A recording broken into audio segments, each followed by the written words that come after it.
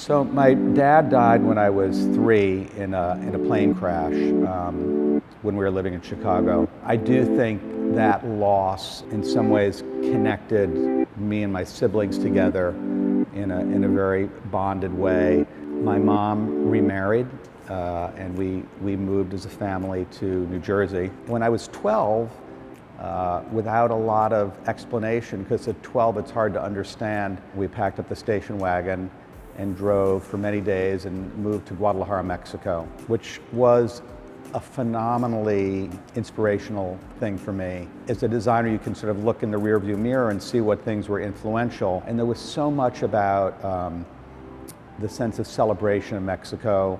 The quality of light clearly had a major influence in how I look at space. My mom passed away when I was 15 in Mexico. And that, of course, was much harder for me because we were very connected.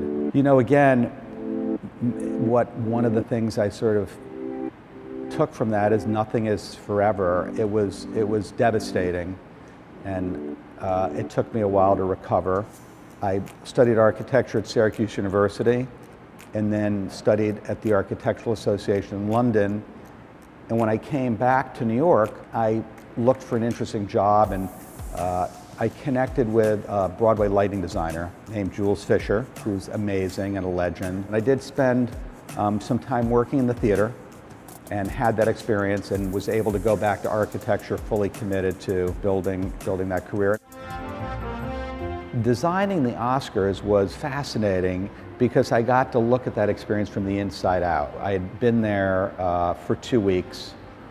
It was the Friday before the Sunday. We had one sort of bedazzled bling piece, which was a wrapper of hundreds of thousands of Swarovski crystals in a curtain that surrounded the proscenium. Curtain was in, the seats were in, we were in rehearsal. We had not really slept for 2 or 3 days.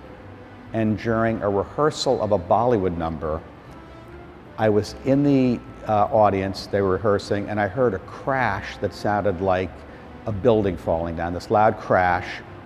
I looked around and I heard over the PA system, "Would David Rockwell please come to the stage?"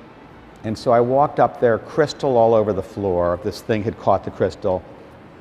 And in that moment, I thought, maybe set design wasn't such a good idea.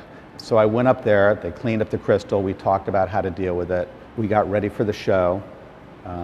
And then it was just an unbelievably joyful experience to have created the building and then the set in it. It really is all about who you're collaborating with. It's who the director is, who the producer is. That's the attractor for me. Who's the chef, who's the client?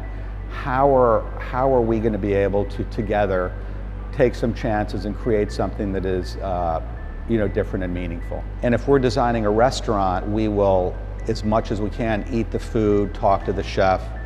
You know, Nobu grew out of my feelings about how he approached food 24 years ago, and that's turned into an incredibly privileged 24-year relationship. Nobu's a little like a brother. We come together whenever we do 2 or 3 times a year. It's like we've never been apart. We complete each other's sentences. It's a relationship of total trust and total respect and admiration. I think he is truly a genius. Danny and I became friends over many years. We moved to Union Square 25 years ago. Union Square Cafe had just opened. And it's funny, I went there a lot as a guest. You know, we had restaurants we had designed in the neighborhood, but I still found myself going to his restaurant. And then he approached me about Maialino, and that was the first project we did together, and it's been an amazing partnership. The new Union Square Cafe was a full-on masterclass for me in taking something that people loved and reinventing the physical world without losing the essence of what people loved. One of the things that I did not expect is the interest in theater and the interest in architecture intersecting in a kind of powerful way in addressing the notion that buildings can change and move. Most obvious in the Shed, where it's a building that moves. We had done several projects with Diller Scofidio Renfro before as partners, and we talked about going after it together. We sort of committed or began sketching together in Venice at the 2008 Architecture Biennale. There's some disagreement whether it was over wine or Bellinis, but we started to imagine the possibilities and then went after it together 10 years ago. Well, you know, we have a long history of working with Related over many, many years. Oh, there's a lot of embarrassing things on my playlist. There's also some very foul hip hop that I've acquired from my son. It's a sort of cultural exchange. I send him Nina Simone and he sends me unbelievably foul hip hop, but I've gotten to understand it and like it. My biggest vice? God, well, I don't know what my biggest vice is. I eat a lot of popsicles. Does that count as a vice? Maybe 8 popsicles a night.